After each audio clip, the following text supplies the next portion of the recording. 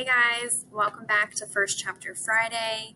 I'm really excited about this book. I'm pretty sure I say that every single week, but this one's a little different. Not something I usually read, but I've just read the first couple pages and it seems really awesome. Also, by the picture you can see on your screen, this book has won a ton of awards so far. It's written by Jason Reynolds. It's called Long Way Down. And he is a really popular author for young adult books right now. So his stuff is all over the place. So, like I said, this book is a little different. And what I mean by that is the genre is poetry or verse. So basically, the pages are like short little poems and it's compiled into a novel. So I'll read the title of the poem and then the rest, and then I'll read it again in the rest of the page. You'll see what I mean. The first couple pages are with like an accent, so I'll do my best. But here we go. Long Way Down by Jason Reynolds.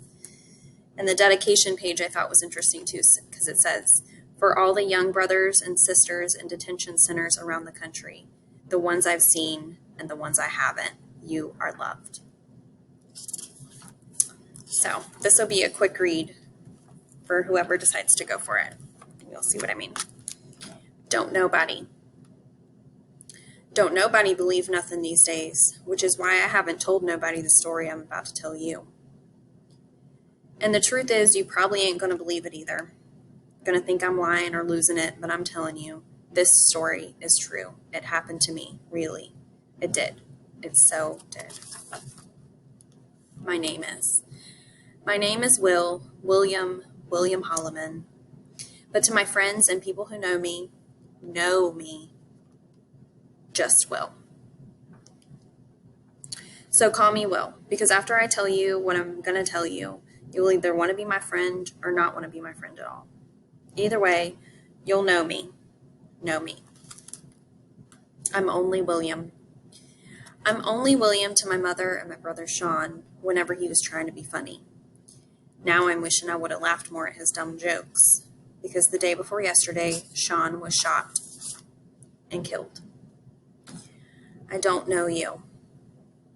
I don't know you. Don't know your last name, if you got brothers or sisters or mothers or fathers or cousins that be like brothers and sisters or aunties or uncles that be like mothers and fathers.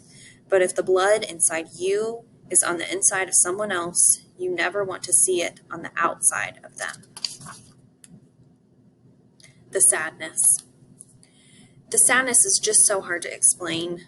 Imagine waking up and someone, a stranger, got you strapped down, got pliers shoved in your mouth, gripping a tooth, somewhere in the back, one of the important big ones, and rips it out. Imagine the knocking in your head, the pressure pushing through your ears, the blood pooling. But the worst part, the absolute worst part, is the constant slipping of your tongue into that new empty space where you know a tooth is supposed to be, but it ain't no more. It's so hard to say. It's so hard to say Sean's dead. Sean's dead. Sean's dead. So strange to say. So sad. But I guess not surprising, which is even stranger and even sadder. The day before yesterday. The day before yesterday, me and my friend Tony were outside talking about whether or not we'd get any taller now that we're 15. When Sean was 15, he grew a foot, maybe a foot and a half. That's when he gave me all the clothes that he couldn't fit. Tony kept saying he'd hope he'd grow because even though he was the best ball player around here, our age, he was also the shortest. And everybody knows you can't go all the way when you're that small unless you can really jump, like fly. And then there were shots. Everybody ran, ducked, hid, tucked themselves tight, did what we've all been trained to do, pressed our lips to the pavement and prayed the boom, followed by the buzz of a bullet, ain't need us. After the shots, me and Tony waited like we always do for the rumble to stop before picking our heads up and poking our heads out to count the bodies. This time, there was only one. Sean. I've never been. I've never been in an earthquake. Don't know if this is even close to how they are, but the ground definitely felt like it opened up and ate me. Things that always happen when someone is killed around here. Number 1, screaming. Not everybody screams, just usually moms, girlfriends, daughters. In this case, it was Letitia, Sean's girlfriend, on her knees kissing his forehead between shrieks. I think she hoped her voice would somehow keep him alive, would clot the blood, but I think she knew deep down in the deepest parts of her downness she was kissing him goodbye.